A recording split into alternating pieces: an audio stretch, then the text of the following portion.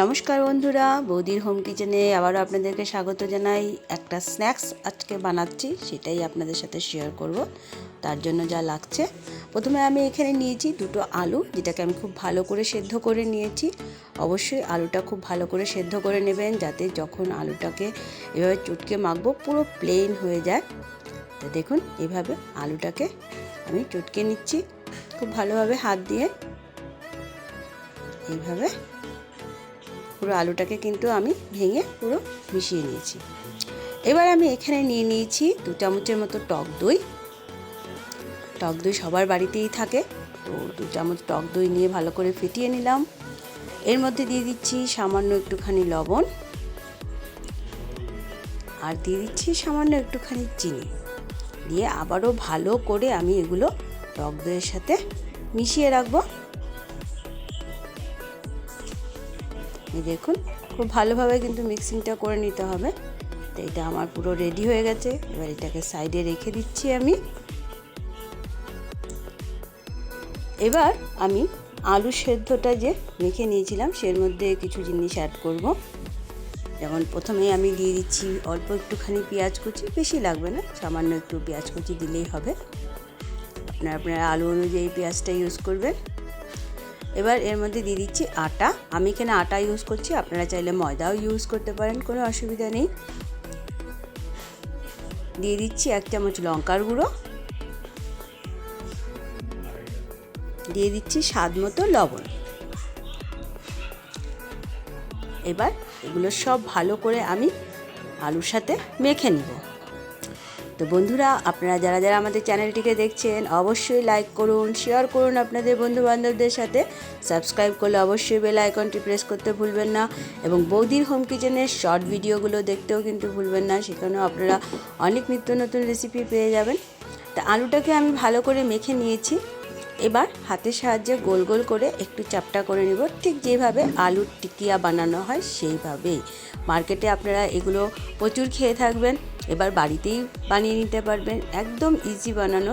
এই দেখুন, আমি আলুর টিকিয়াগুলো বানিয়ে নিচ্ছি। তা আজকের যে স্ন্যাক্সটা তৈরি করছি সন্ধ্যার চায়ের সাথে, সেটা হচ্ছে আলুর টিকিয়া। এইভাবে গোল গোল রাউন্ড করে এগুলোকে এইভাবে হাতের সাহায্যে চেপে এইভাবে তৈরি করে নিচ্ছি। এই দেখুন, আমার আলুর টিকিয়াগুলো রেডি হয়ে গেছে। চলুন এবার এগুলোকে একটু সেঁকে নিব। তো আমি তাওয়াটা বসিয়ে দিয়েছি, এবং তাওয়াতে সামান্য একটু তেল দিয়ে দিচ্ছি। বেশি তেল লাগে না আলুর টিকিয়াগুলো করতে। এবার তেলটাকে পুরো তাওয়াতে আগে ভালো করে মিক্স করে নিই। দেখুন, এবং ভালো গরম হওয়ার জন্য হাই স্টিমে তাওয়াটাকে আমি রেখেছি গ্যাসের। যখন ভালো গরম হয়ে আসছে, গ্যাসের স্টিমটা মিডিয়াম করে দিয়ে আমি যে আলুর টিকিয়াগুলো বানিয়েছিলাম সেগুলো তাওয়াতে দিয়ে দিব এক এক করে।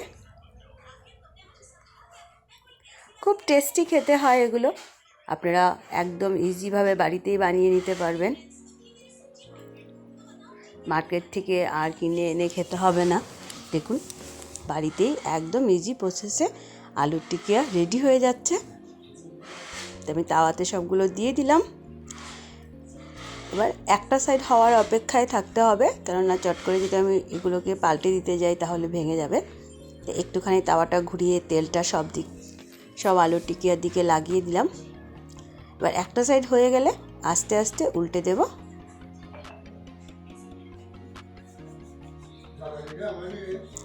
এইভাবে একটা কাঁটা চামচের সাহায্যে আপনারা আস্তে আস্তে উল্টে দিন। একটা সাইড হয়ে গেলে অটোমেটিক তাওয়ার থেকে কিন্তু ছেড়ে দেবে। এবং মিডিয়াম স্টিমে অবশ্যই করবেন, যাতে ভিতর দিকটা পর্যন্ত এটা হয়ে যায় পুরো রেডি। শুধু বাইরেটা তো হলে হবে না, ভিতরটাও রেডি হতে হবে। তার জন্য গ্যাসের স্টিমটা অবশ্যই মিডিয়ামে রাখবেন, হাই ফ্লেমে রাখবেন না। তো মার্কেটের মতো আলু টিকিয়া এবার বাড়িতেই বানানো হয়ে যাবে। একবার আমাদের ভিডিওটা দেখবেন, পুরো ভিডিওটা অবশ্যই দেখবেন। এই দেখুন কি সুন্দর উল্টে গেল, একটা সাইড হয়ে গেছে। এভাবে উল্টে পাল্টে সবগুলোকে করে নেব। একটু গ্যাসের স্টিমটা মিডিয়ামে রাখবেন অবশ্যই, এবং যদি তেল মাঝখানে জমে যায় একটু তাওয়াটাকে নড়িয়ে তেলটা সব সাইডে লাগিয়ে নেওয়া যাবে।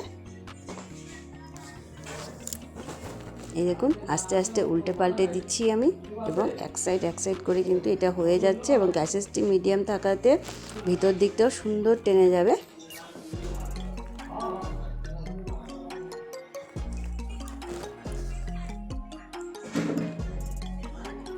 এভাবে উল্টে পাল্টে এগুলোকে আমি তৈরি করে নিচ্ছি। এগুলো আমার হয়ে গেছে, এবার এক এক করে আমি এগুলোকে তুলে নেব। এই দেখুন আমি আলুর টিকিয়াগুলো তাওয়া থেকে নামিয়ে নিয়েছি। এবার একটুখানি গার্নিশিং করে নেব। প্রথমে এই যে টক দইটা আমি ফেটিয়ে রেখেছিলাম, সেই টক দইটা সব আলুর টিকিয়ার উপরে লাগিয়ে দিব। এইটাই হলো মেন টেস্ট আলুর টিকিয়ার, টক দইটা লাগবেই, নাহলে হবে না। এবং টক দইটা খুব ভালোভাবে আলুর টিকিয়াতে লাগিয়ে নিতে হবে।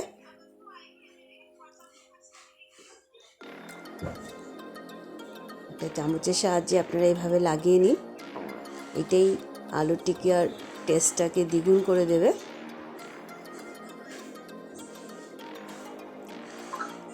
সবগুলোর ওপরে আমি দেখুন লাগিয়ে নিচ্ছি।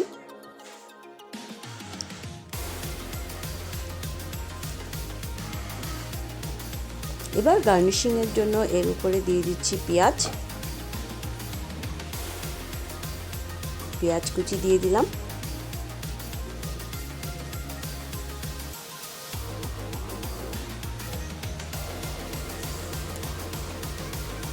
এবার দিয়ে দিচ্ছি আলু ভুজিয়া। মার্কেটে তো আলু ভুজিয়া প্যাকেট কিনতেই পাওয়া যায়, একটু আলু ভুজিয়া দিয়ে দিলাম।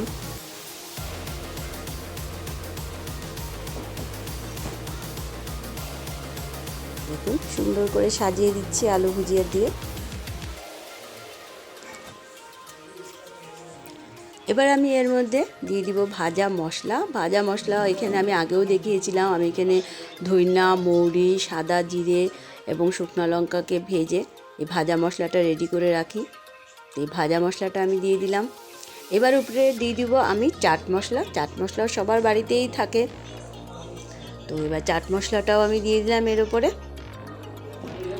এবার দিয়ে দিব সেটা হচ্ছে তেঁতুলের আচার।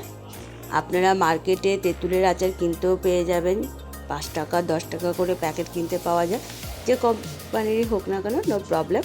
তেঁতুলের আচারটা এটা বেশি লাগবে না, অল্প একটু দিলেই হয়ে যায়। তো আমার এই আলুর টিকিয়া কিন্তু একদম রেডি, পুরো মার্কেটের মতো আলুর টিকিয়াটা আমরা তৈরি করে নিয়েছি। অবশ্যই আপনারা এটা বাড়িতে ট্রাই করবেন, অবশ্যই আমাকে কমেন্টে জানাবেন কেমন হয়েছে খেতে। তো আবারও দেখা হবে নতুন একটা ভিডিওর সাথে, ততক্ষণের জন্য ধন্যবাদ।